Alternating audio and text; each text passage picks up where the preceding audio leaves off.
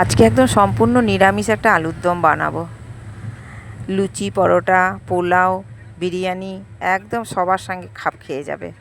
মশলা করে নিলাম, প্রথমে দেখো কাজু বাদাম, কিশমিশ আর চীনা বাদাম আর কয়েকটা কাঁচা লঙ্কা দিলাম, আর আদা দিলাম এক টুকরা দিয়ে ভালো করে এটাকে আমি পিষে নেব।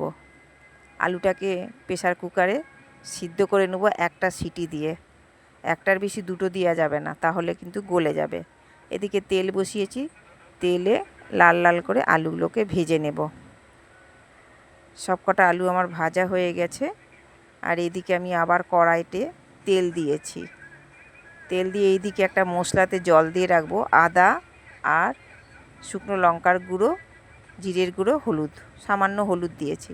এদিকে তেলটাকেও বসিয়েছি, আর শুকনো লঙ্কা আর গোটা গরম মশলা ফোড়ন দিয়েছি। তারপর যেই মশলাটা আমি জল দিয়ে ভিজিয়ে রেখেছি ওটা আমি দিয়ে দিলাম। এবারে মশলাটা কষানোর পালা। ভালো করে তেল ছেড়ে আসা পর্যন্ত আমাকে কষাতে হবে। তারপরে দুটো তেজপাতা দিয়ে দিলাম। তেজপাতা দিয়ে ভালো করে একটু নাড়াচাড়া করব। এইবারে যে মশলাটা, কাজু, কিশমিশ, কাঁচা লঙ্কা, এই বাটাটা দিয়ে দিলাম। এটাকেও ভালো করে বেশ কষাবো কিছুক্ষণ ধরে। বাটিটা ধুয়ে একটু জল দিব, তা নাহলে তলায় লেগে যাবে। একটু জল দিয়ে ভালো করে কষাবো। আলুর দমটা খেতে কিন্তু খুব ভালো হয়েছিল। তোমরা একদিন বাড়িতে বানিয়ে দেখো, তারপরে না হয় আমাকে কমেন্ট করবে। এবার একটু চিনি দিলাম। চিনিটা দিয়েও ভালো করে কষাবো আমি। কিন্তু টমেটো থাকলে এই সময় দিয়ে দেবে, কিন্তু আমার কাছে আজকে টমেটো নেই, সেই জন্য আমার নিরামিষ সস আছে। আমি নিরামিষ সস একটু দিয়ে দেবো, কারণ সসে খুব মিষ্টি হয়ে যায় তরকারি, সেই জন্য একটু সামান্য দেব। একটু দিয়েছি, দেখো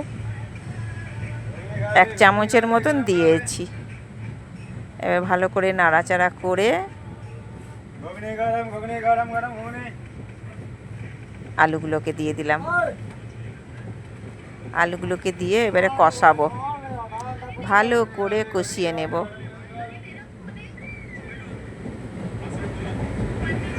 কি সুন্দর দেখো মিশে গেছে মশলার সাথে। এই তরকারিটায় কিন্তু গরম জল দিতে হবে। এবার আমি আমার স্বাদ মতন লবণ দিয়ে দিলাম। লবণটা দিয়েও একটু ভালো করে মিশিয়ে নেব। এটা কিন্তু সম্পূর্ণ আমার নিজের রেসিপি। আমি নিজে খেয়ে দেখব, ভালো যদি হয় তবেই আমি শেয়ার করি। কিন্তু খুব ভালো হয়েছিল। গরম জল করে রেখেছিলাম, গরম জলটা আমি দিয়ে দিলাম।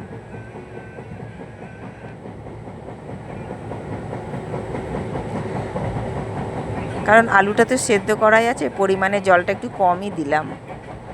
সব কিছু তো তৈরিই আছে।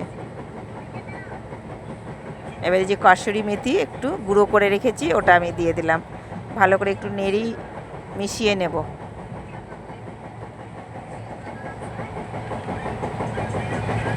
ভালো করে মিশিয়ে নেব। আর এদিকে গরম মশলা একটু দিয়ে দেব, আর সঙ্গে একটু ঘিও দেবে, কারণ আজকে আমি ঘি দেব না, আমার একটু অসুবিধা আছে, সেই জন্য আমি আজকে ঘি দিলাম না। তোমরা কিন্তু ঘি দিতে ভুলো না। এবারে নাড়াচাড়া করে গরম মশলাটা মিশিয়ে নিলাম। কেমন হয়েছে কমেন্ট করতে ভুলবে না। ভালো হলেও কমেন্ট করবে, খারাপ হলেও কমেন্ট করবে। দেখো কি সুন্দর হয়েছে। দেখো ঝোলটাও গাঢ় গাঢ় হয়ে গিয়েছে।